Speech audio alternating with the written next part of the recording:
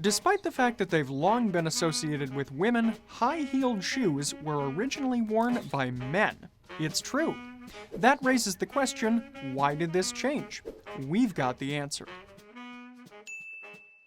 Before we jump in, though, let's provide a bit of clarification on what we mean by high-heeled shoes. For the purposes of this video, we're referring to shoes with long and prominent heels that noticeably arch the feet. This is in contrast to conventional men's dress shoe styles that happen to have relatively high heels, some of which we'll mention later on. While examples of prominently high-heeled shoes might appear conventionally feminine to many today, it would be an incorrect oversimplification to claim that historically men regularly wore women's shoes. Rather, the societal signifiers of what made a shoe feminine or masculine simply changed.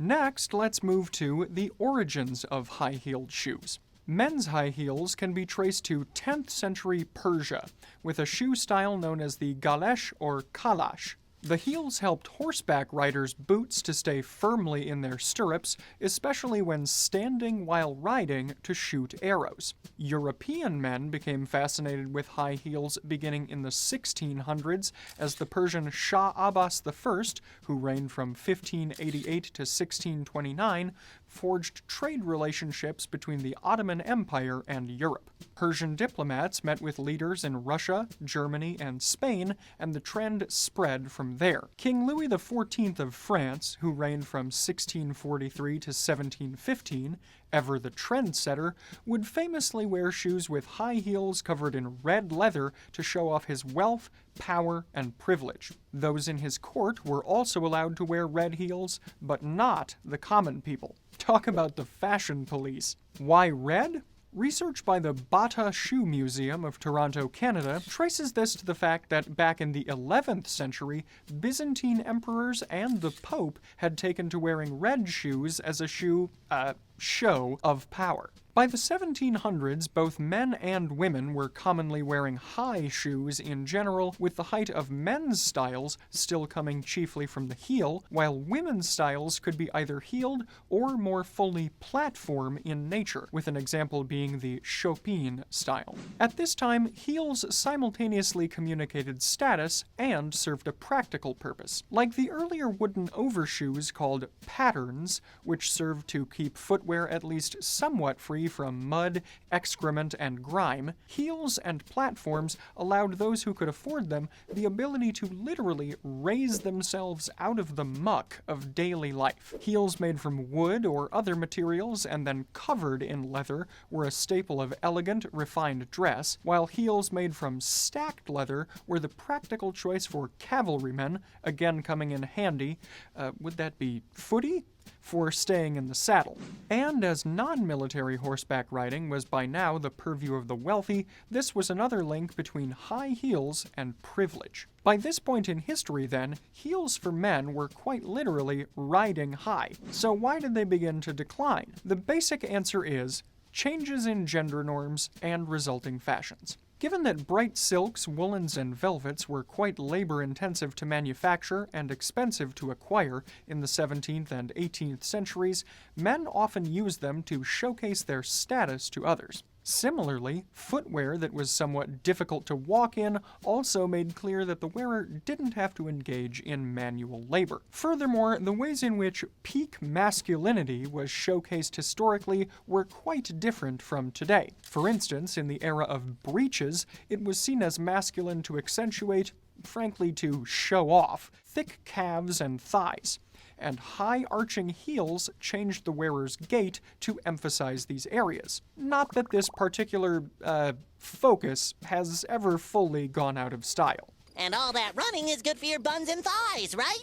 Yeah, buns and ties. Men also wore heavy makeup at this time to appear younger, with a rosy complexion expressing virility and effusive wigs conveying a sense of potency. We've discussed wigs and men's makeup in other videos, by the way. Phrased another way, then, Hugh Laurie's character of George, Prince Regent, in Series 3 of Blackadder might have been seen as the Clint Eastwood of his day. But with the Enlightenment movement came changing attitudes about how men and women ought to present themselves in public. As fashion came to be seen as frivolous by Enlightenment thinkers, its trappings, including heels, were largely abandoned by men in dress contexts, consigned largely to boots, and of course to women's wear. And the soft power of proto-menswear influencers, including Beau Brummel, solidified into the movement towards somber, uniform clothing for men known as the Great Male Renunciation, which we touch on in our video about Mr. Brummel. So, by the early 1800s, the only way in which heels for men were seen to aid in the perception of masculinity was by increasing the wearer's height, as evidenced by this passage from the 1830 book, The Whole Art of Dress. Jumping ahead for a moment to the World War II era, here's an additional insight from the podcast 99% Invisible. Allied troop morale was boosted by, among other things, the pin-up poster, whose attractive subjects were often depicted in high heels, likely further cementing a gendered relationship in the Western subconscious. But to continue our chronological discussion here, let's cover where men's heels survived. Aside from a brief resurgence in men's heels in the 1850s and 60s, along with continued popularity of women's heels at this time, owing to ease of manufacture via the then-new sewing machine, high-heeled footwear for men remained in basically one context: boots. So-called cowboy boots were a fixture of the American frontier West, likely because of the three principal assets we've already covered: aid in horseback riding, elevation on dirty or uneven terrain, and increased height, adding to a perception of rugged manliness. Meanwhile, in both North America and Europe, heavy-soled boots, often with thickly stacked heels, were commonly worn by laborers, and polished riding boots remained the privilege of wealthy equestrians. Now, to bring things in line with the bread and butter of the channel, we need to discuss high heels during the golden age of menswear. Outside of certain boot-related contexts, high heels largely disappeared from menswear by the latter half of the 19th century. While dress boot styles like the Balmoral and the button boot were the default choice through much of the Victorian and Edwardian eras, they had lower heels, similar in height to the dress shoes that would dominate menswear in the first half of the 20th century. As such, high heels were largely absent from menswear during at least the first half of its so-called Golden Age, which is typically said to span from the 1920s to the mid-1960s. Exceptions would generally only occur when the wearer wished to increase his height. Men of shorter stature like Fred Astaire or Bing Crosby might occasionally wear taller heels, when they weren't going to extremes like Humphrey Bogart in Casablanca, that is. Taller heels would begin to make a comeback at the tail end of the Golden Age, however. Western movies, while a dependable genre since the 1920s, exploded in popularity during the 50s, in tandem with country music itself entwined with early rock and roll. These cultural factors led first to a resurgence in the cowboy boot, still with a relatively high heel, then to styles like winkle pickers, worn by the Teddy Boys, and Chelsea boots, alongside the closely related Beetle boot, often featuring elevated Cuban heels. But by and large, as the overall cultural link between high-heeled shoes and women's wear was cemented by the mid to late 20th century, men's shoes with noticeable heels were increasingly viewed as feminine, or as if the men wearing them were insecure about their stature. And outside of cowboy boots, the other heeled styles we just mentioned remained strongly tied to their respective eras, appearing dated to many. So, where does that leave high heels for men in the present day? Cowboy boots have never gone away, of course, though many wearers might bristle at them being called a high-heeled style. Chelsea boots and other Cuban-heeled styles have largely shed their period associations at this point, aside from those pointy-toed winkle pickers anyway. And of course, increased sartorial freedom and experimentation, often by those who wish to challenge gender norms as a whole, means that even feminine-coded high heels are being worn by some men today. While this doesn't fall under the definition of classic menswear that we discuss at GG, we stand by our frequent assertion that every individual is free to express themselves through clothing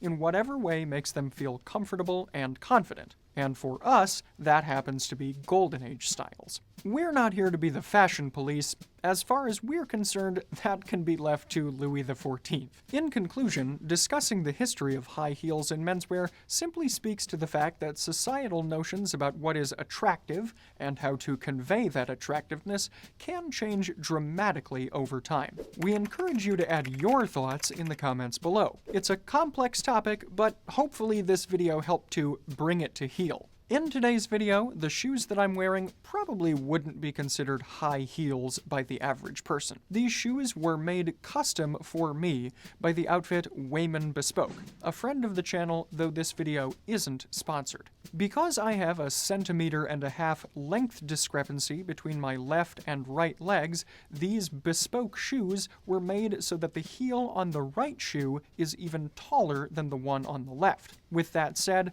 both shoes do have a somewhat higher heel than average, though not quite as high as something like a Cuban heel would be. These shoes feature multiple shades of brown in their museum calf leather. They're Oxfords in style with a wingtip, though they don't feature any medallions or broguing. I've also carried the brown from the shoes into other elements of my outfit, including my trousers, which are plain brown, though they feature a reddish undertone, and my socks from Fort Belvedere, in a similar brown tone and featuring clock patterns in white and green. Meanwhile, the upper portion of my outfit features more tones of blue, green, and gold. My navy blue double-breasted blazer features gold buttons, and I'm wearing it over a plain light blue shirt from Charles Tyrwhitt, which features French cuffs. In these cuffs, I've got gold cufflinks from Fort Belvedere.